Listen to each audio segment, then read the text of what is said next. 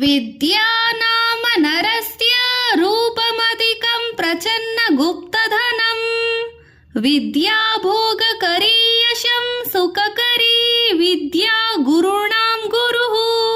ವಿದ್ಯೆ ಎಂಬುದು ಮನುಷ್ಯನಿಗೆ ವಿಶೇಷವಾದ ಸೌಂದರ್ಯವಾಗಿರುತ್ತದೆ.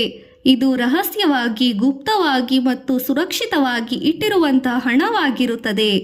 ವಿದ್ಯೆಯು ಭೋಗವಸ್ತುಗಳನ್ನು ಕೊಡುತ್ತದೆ.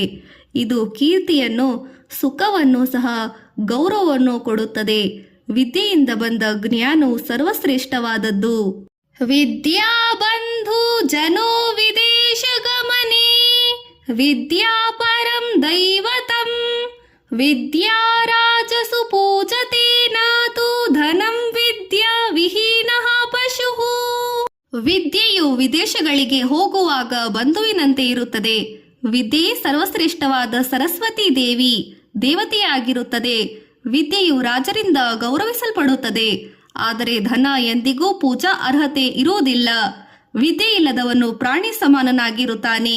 ವಿದ್ಯಾಮಿತ್ರಂ ಪ್ರವಾಸೇಷು ಭಾರ್ಯಾಮಿತ್ರಂ ಗೃಹೇಷು ಚ ವ್ಯಾಧಿತಂ ಸೌರ್ಯಶಧಂ ಮಿತ್ರಂ ಧರ್ಮೋ ಮಿತ್ರಂ ಮೃತಸ್ಯ ಚ.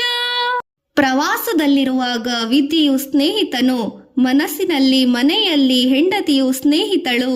ರೋಗ ಬಂದವನಿಗೆ ಔಷಧವು ಸ್ನೇಹಿತನು, ಆದರೆ ಸತ್ತ ಮೇಲೆ ಅವನಿಗೆ ತಾನು ಮಾಡಿದ ಸತ್ಕಾರ್ಯಗಳು ಮಾತ್ರ ಸ್ನೇಹಿತನು. ರೂಪ ಯೌವನ ಸಂಪನ್ನ ವಿಶಾಲ ಕುಲ ಸಂಭವ ವಿದ್ಯಾಹೀನಾನ ಶೋಭಂತೆ ನಿರ್ಗಂಧ ಕಿಂಶುಕ ಇವ.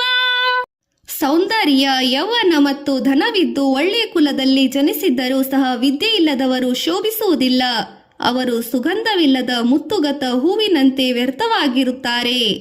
ಪುಸ್ತಕಾಸ್ತಾತು ಯಾ ವಿದ್ಯಾ ಪರಹಸ್ತಗತಂ ಧನಂ ಕಾರ್ಯಕಾಲೇ ಸಮುತ್ಪನ್ನೇ ನ ಸಾ ವಿದ್ಯಾ ನ ತದನ್ಮ.